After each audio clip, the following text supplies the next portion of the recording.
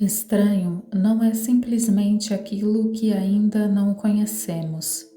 Estranho é algo que não conhecemos e que, muitas vezes, é também sinistro, mas que nos diz respeito de um modo inegável. Disso também se aplica à sombra. Ela pode ser sinistra e muito estranha para nós, mas ela também nos fascina. Jung desenvolveu uma teoria do inconsciente em que o inconsciente não é simplesmente um depósito de coisas reprimidas e esquecidas, mas é um nível psíquico do qual partem constantemente novos impulsos, expressão de um desenvolvimento psíquico até a morte, e por isso sempre há algo na nossa psique que nos é estranho e quer ser reconhecido e aceito, mas o fato de que coisas desconhecidas invadem constantemente o consciente significa também não paramos de surpreender a nós mesmos. Devemos manter isso em mente quando fazemos promessas que se estendem até o futuro distante. Mas existe também muita coisa estranha dentro de nós que, provavelmente, sempre permanecerá estranha a nós. O fato de demonizarmos o novo significa simplesmente que ele nos assusta. Estranhamos aquilo que nos é estranho de um lado, ele nos atrai, mas também nos inquieta, exige confronto, aproximação e até aceitação. Quando vinculamos a sombra ao estranho dentro de nós, alcançamos outro nível da sombra. É o estranho em nossa própria alma, o estranho que precisa se tornar nosso amigo. Esses lados estranhos dentro de nós que precisam ser trazidos para a consciência. Esse estranho pode ser algo reprimido, algo do qual nos aliamos, mas pode também indicar possibilidades de desenvolvimento. Nesse contexto, a psicologia junguiana fala da sombra de um lado e de outro de ânima e ânimos. Ânima e ânimos são arquétipos do estranho misterioso ou da estranha misteriosa que regulamentam as relações no sentido mais amplo. A relação com o mundo interior, a relação com o mundo exterior, a relação com o tu, nossas relações amorosas, mas também a relação com o nosso próprio centro. O vínculo é este. Primeiro, o estranho se apresenta como sombra, mas por trás da sombra operam forças arquetípicas completamente diferentes. Quando repelimos a sombra como algo estranho por causa do nosso medo, não conseguimos obter acesso aos espaços fascinantes da alma, que geram muitas possibilidades de desenvolvimento também a partir dos complexos materno e paterno. É claro que não podemos simplesmente nos render aos conteúdos fascinantes de forma acrítica, pois eles também nos afastam da realidade. Podemos verificar em nós mesmos como foi forte a atração de um fascínio no passado e quão forte ela é num fascínio no presente. Se quisermos resistir a essa atração, precisamos saber o que é que nos fascina e descobrir o que esse fascínio significa para o nosso dia a dia.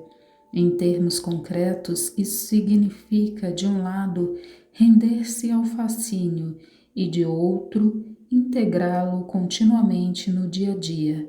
É tão perigoso não seguir o fascínio quanto é perigoso render-se a ele de modo acrítico. Quando repelimos o fascínio, isso equivale a uma paralisação do desenvolvimento. A vida é congelada, estabelece-se um estado de ausência de vitalidade, de depressão, de resignação e muitas vezes simplesmente de tédio. No entanto, é evidente também que nenhum ser humano pode se envolver constantemente com o estranho. Precisamos de um território seguro a partir do qual podemos nos aventurar em solo estranho e medida suportável. O fascínio, portanto, nos conduz para o estranho da nossa personalidade. Seu objetivo é a transformação da identidade e, por isso, pode resultar facilmente num problema de identidade. Então, o fascínio nos assusta e nós o repelimos. Em outras palavras, o fascínio nos ajuda a superar o medo do estranho, que sempre está presente em alguma medida, ignorando-o num primeiro momento. Mas, em algum momento, o medo volta a se manifestar. O mais tardar quando começamos a ver e sentir as consequências do fascínio. Imaginemos, por exemplo, um grande, mas problemático fascínio erótico. Você fica fascinado por uma pessoa que você não consegue aceitar de jeito nenhum, porque muita coisa nessa pessoa está simplesmente errada.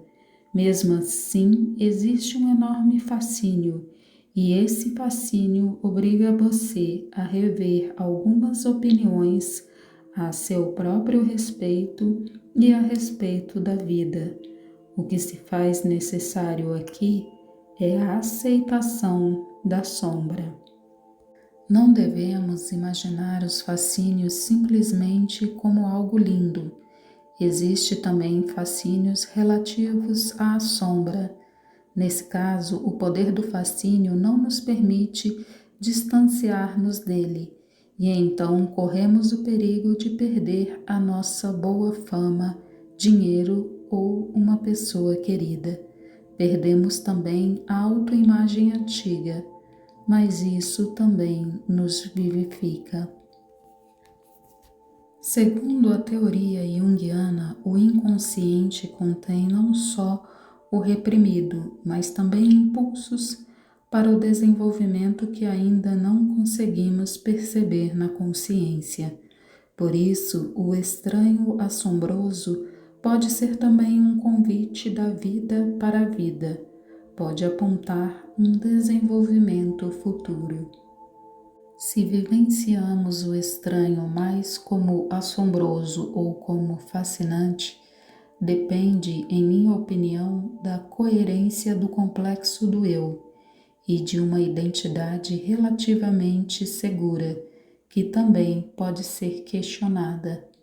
Quando o estranho se torna muito assombroso, quando ele gera muito mais medo do que fascínio, a transformação iminente, sentimos-nos existencialmente ameaçados. Então, a transformação é vivenciada como uma morte. Somos estrangeiros para nós mesmos. Essa declaração pode nos assustar, mas pode nos oferecer também esperança. Nunca encerramos definitivamente o nosso desenvolvimento. Ele é sempre aberto. Algo pode mudar de uma forma que jamais teríamos imaginado, também no sentido positivo. Essa afirmação de que o desenvolvimento nunca chega ao fim levanta, é claro, a pergunta em que, afinal, podemos confiar. Talvez na capacidade da maioria das pessoas de lidar com o estranho sem perder a sensação de continuidade da vida, de conseguir conectar o incomum e estranho com a nossa identidade habitual, de tal forma que a sensação de sempre sermos a mesma pessoa não se perca apesar de todas as transformações e mudanças pelas quais passamos.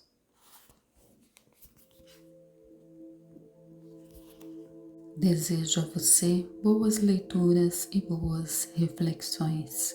Até o próximo vídeo.